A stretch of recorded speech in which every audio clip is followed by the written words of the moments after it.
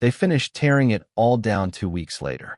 No ceremony, no music, no ribbon, just the steady hum of engines, the crunch of old stone, and the hiss of dust in morning light.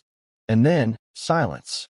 It's strange how quiet a place becomes when the places that made noise are gone. There was no more bell at the record store, no hiss of espresso at the diner, no slamming of the pharmacy's screen door, no familiar creak of the barber's ancient chair. The town had a new voice now, smoother, colder, without edges. But we still came back. Not every day, not all of us, but enough. We came like people returning to a house after the fire's been put out, walking carefully, whispering without meaning to, eyes searching for anything that didn't burn.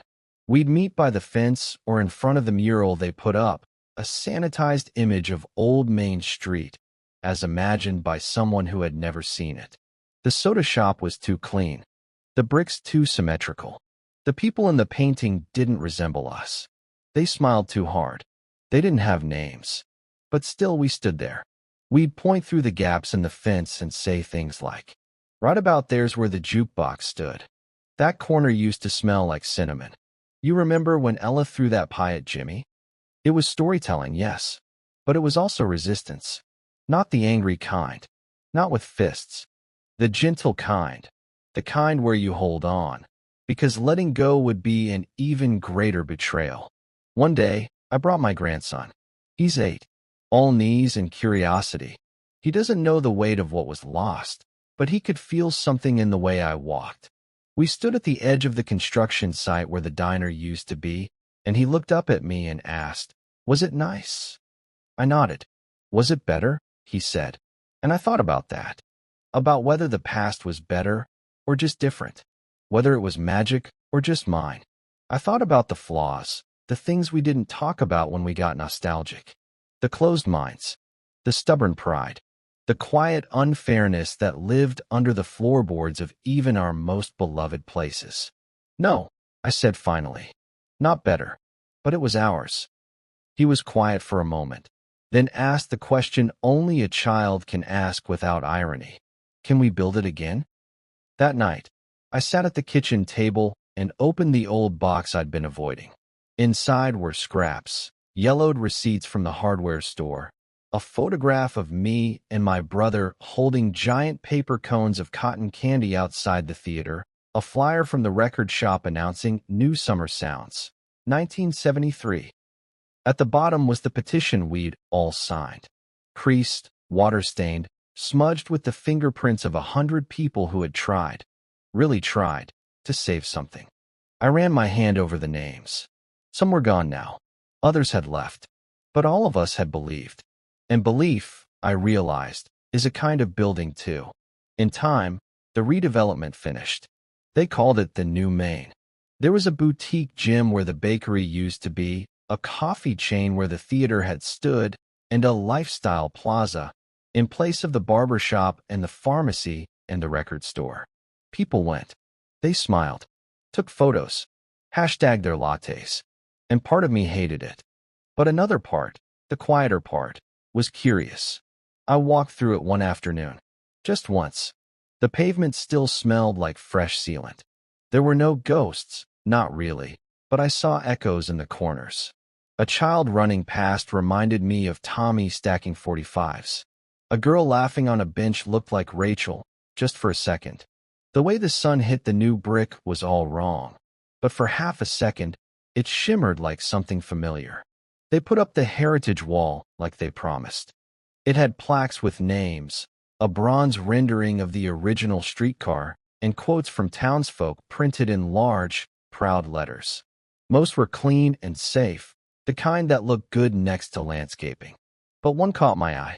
It was in the bottom left corner, smaller than the others, almost hidden. It read, "We don't remember places. We remember how they made us feel, and that's how they live on." Anonymous. I smiled, because I knew that quote. I'd written it, in a comment, on a petition, 15 years ago. Some intern had probably found it, thought it sounded poetic. They didn't know the full story, but they'd kept the words. And sometimes that's enough.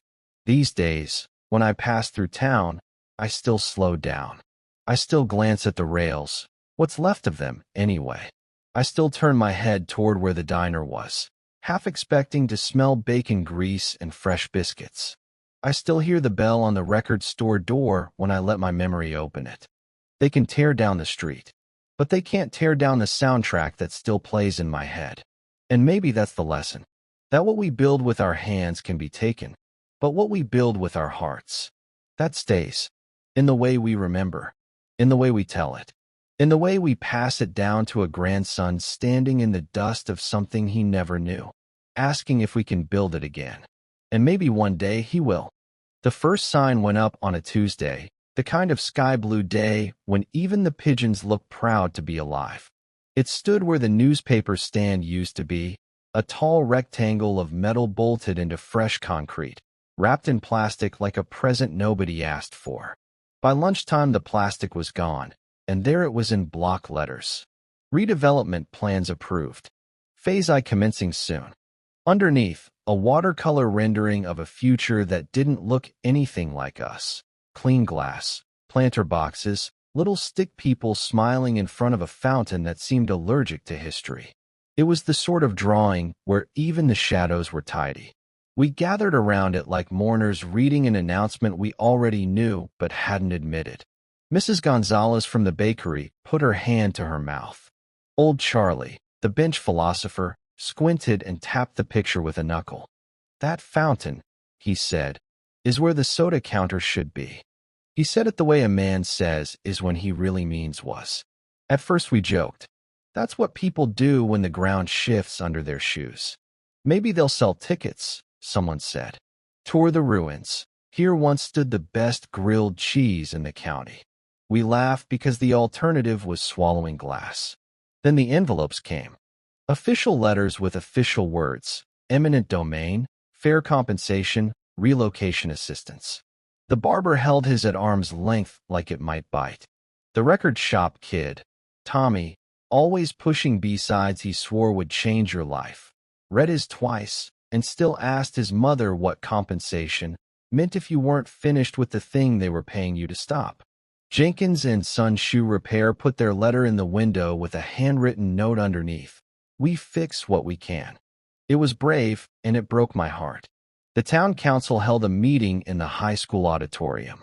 The folding chairs squeaked like crickets every time someone stood to speak. The developer wore a navy suit and a smile he'd practiced in the mirror. He said revitalize and activate and community node until the words rattled like coins in a jar. He showed slides of bright restaurants and clean sidewalks and families with perfect teeth walking dogs that didn't shed. Someone asked where the barber would go. He said there would be opportunities. Someone asked about the pharmacy, about prescriptions, and the after-school kids who bought gum there with nickels they found in couch cushions. He said there would be equivalents. Someone asked whether any of it would still feel like us. He said we would evolve. Old Pastor Whitcomb stood up in the back and cleared his throat. "Son," he said, and somehow the word didn't sound like an insult. "I don't mind a new coat of paint, but you're talking about tearing down the house to install a window." The room clapped. The developer smiled, small and professional, like applause was a fire drill he'd trained for. Outside afterward, there were clusters of arguments and vows. A petition appeared on the counter at the diner. The pen was a little chain, like a tiny leash. People signed with furious loops and careful print, with Junior and 3 and the kind of flourishes that looked like hope pretending to be handwriting. We stacked the pages and sent them to the county. A month later, the reply was 4 pages long and said thank you in the first paragraph and no in the last. Life is stubborn, though. It kept happening.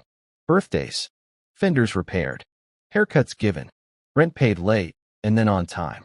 The theater ran a summer series of old westerns, and we sat in the dim and cheered the same heroes we'd cheered as kids. When the lights came up, we blinked like people waking from a dream we wanted to climb back into. Then the orange marks appeared on the sidewalks, spray-painted arrows pointing at our stories. Numbers circled in neon, little secret codes for the machines to come. "Utilities," someone said. Then, quieter. Utilities first. Buildings next. I saw the barber sweep his doorway extra careful, as if the dust were a guest. I saw Mama Gonzalez give away a bag of day-old buns to the boys from the garage, saying, "Take, take. The way you say stay when you know staying is a miracle." I saw Tommy host a listening night at the record shop. 40 kids sprawled on the floor, needle dropping, crackle, and breath. A sudden hush as a voice rose from paper grooves to remind us what a human being sounds like when recorded with love. There was a protest. Of course there was. We made signs we felt silly carrying, and then not silly at all. Save Main Street. History lives here. Progress needs a memory. We marched from the baseball diamond to the steps of the post office where the flag lifted and fell in a wind that felt like a question. Drivers honked. Some waved. A few rolled their windows up as if memory were a draft. The paper ran a photo of us on page 3. I clipped it and tucked it in my wallet next to a picture of my father in his Sunday hat, standing in front of McCarthy's Hardware like a guard at a small museum of necessities. He bought my first hammer there, a stubby little thing with a red handle and a temper. "Every man needs one tool that's his alone," he'd said. "Not the best tool, just the one that fits his hand." I remember his hand over mine, the feel of the wooden grip warming under shared skin, the quiet ceremony of ownership. Weeks passed. Then the first closure. Majestic Theater, our palace of make-believe, blinked its neon sign for the last time on a Thursday. The manager, a man whose bow tie had outlasted 4 mayors, stood out front shaking hands like a candidate for a job that no longer existed. We lined up for one final show, and the projector hiccuped in the same place it had hiccuped since '72. When the curtains swished together at the end, we stood a little longer than we needed to, because standing is a language too. The barber closed next. He cut hair right up until the power company came to read the meter, the bell over the door tinkling like a goodbye it had been practicing. He gave me one last trim and pretended not to notice the way my eyes filmed over when he brushed away the loose hair from my collar. "Got you looking like yourself," he said. I didn't have the heart to tell him that was the problem. The day the bakery went dark, we gathered on the sidewalk with coffee in paper cups and the kind of silence that fights to be polite. Mrs. Gonzalez handed each of us a little sugar cookie shaped like the town skyline, a joke she'd started years ago for the 4th of July, except now the edges crumbled before we took a bite. "They're still warm," she said, as if warmth were the same as permanence. A chain-link fence went up in sections, like a zipper closing the body bag of a neighborhood. We peered through the diamonds. We pointed to spots in the dirt and said, "That was where," and "You remember when," and "I'll never forget," until the phrases ran together into a single long thread we tried to stretch across the gap. Memory can span a distance, sure. It can even carry a little weight. But it cannot hold back a machine. On the morning the bulldozers arrived, a shadow passed over Main Street that wasn't a cloud. The drivers wore hard hats and the look of men doing a necessary job they didn't want to think too hard about. I don't blame them. The world is full of people hired to push buttons that end stories they didn't read. We stood in a knot by the fire hydrant.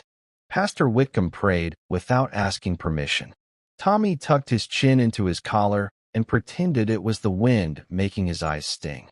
The barber held his sign at his side like a flag at half-mast. Mrs. Gonzalez reached for my arm and found it. Her palm was flour-soft and strong. The first bite the machine took out of Miller's Pharmacy made a sound I still hear in my sleep. Somewhere between a groan and a cough, the last breath of a building remembering all the prescriptions it ever filled, all the little triumphs and triage moments it witnessed. Bottles clattered like bones. A metal shelf skittered across concrete and lay still, already history, already scrap. Dust rose, and with it, God help me, smells.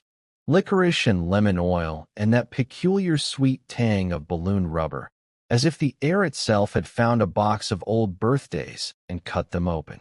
I closed my eyes and saw my mother counting out aspirin with a practiced click, the red blush of the Coca-Cola sign in the window pooling on the floor, our reflections cut by gold leaf letters that said Miller's in a font that looked like it knew how to keep a secret. We stayed until our throats scratched and our clothes were a thin coat of past. The sun moved along the street like a careful hand pushing figures in a dollhouse. By noon, a third of the block was a mouth without teeth. By 2, the bakery's ovens were visible, square, and shy, like a child who'd been caught naked in a changing room.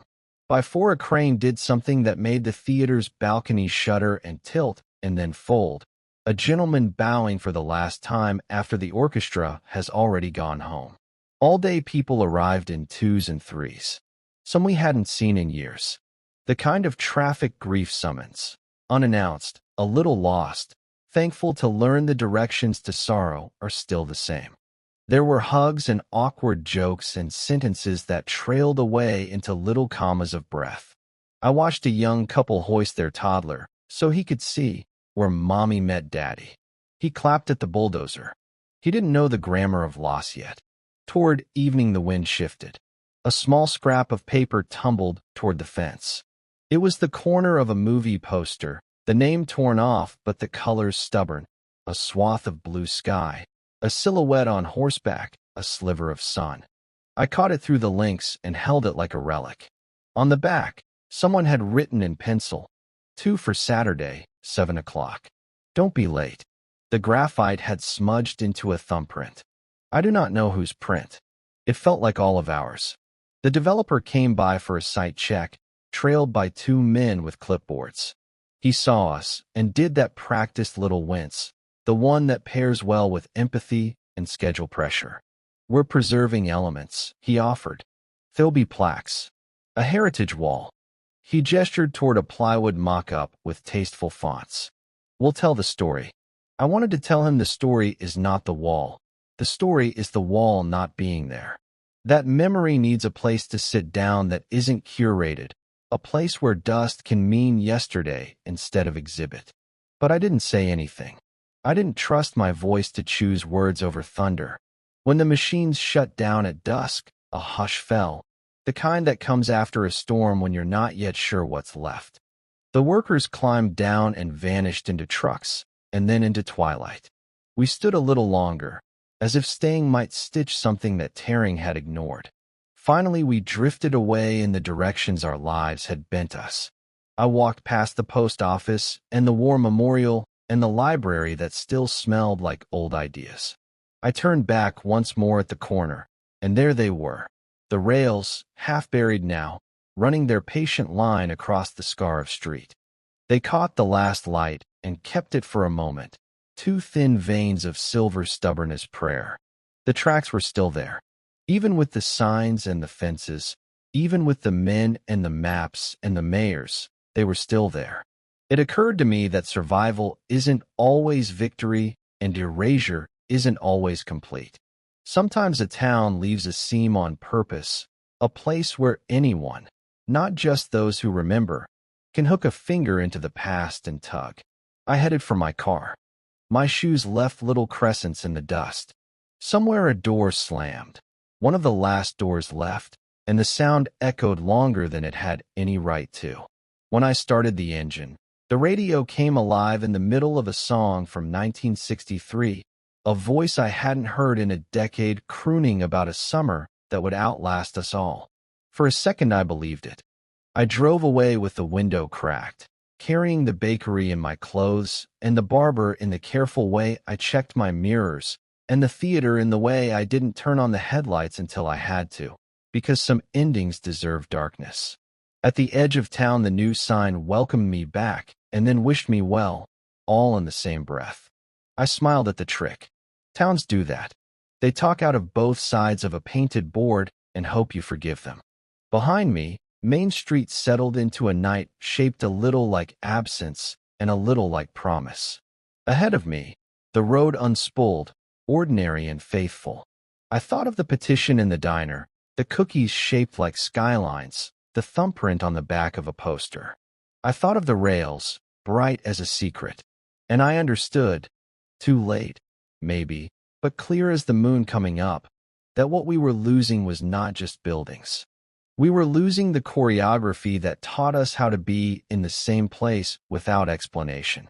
The way a bell and a squeak and a certain kind of footstep made a language you could speak without words. I gripped the wheel a little tighter and promised myself I'd be back in the morning. Because grief shows up for demolition day. But love shows up the day after. I didn't mean to cry when I saw the bulldozers. I was just passing through. That's all. A last-minute detour off the highway to stretch my legs, maybe grab a cup of weak diner coffee, maybe glance at the house I grew up in. I didn't come looking for memories, but they were waiting for me anyway. I turned down Main Street out of habit, or maybe out of something deeper, something old in my bones that still knew the way, even if the street signs had changed. And that's when I saw it. The storefronts were gone. All of them. The movie theater, the barber shop, the soda fountain, the hardware store with the creaky floorboards. Vanished. Replaced by scaffolding and caution tape, steel beams and machines with names I didn't recognize. Someone had thrown up a construction fence, cheap plastic mesh strung between rusted poles. It wasn't even tall enough to block the view. Behind it, dust, rubble, and the empty brick faces of buildings that once breathed with laughter, arguments, music, and cigarette smoke. They were tearing it all down, and I couldn't move. I parked and stepped out, gravel crunching under my loafers. The sun was just beginning to dip behind the post office tower, casting long shadows across the broken sidewalk. The air smelled like split timber and warm diesel, harsh and sterile, like the scent of forgetting. But then I saw the tracks. Still there. The narrow silver streetcar rails embedded in the old brick crosswalk, a few feet from where the ice cream parlor used to be. We used to walk those rails like circus performers, arms out, hearts pounding, trying not to fall.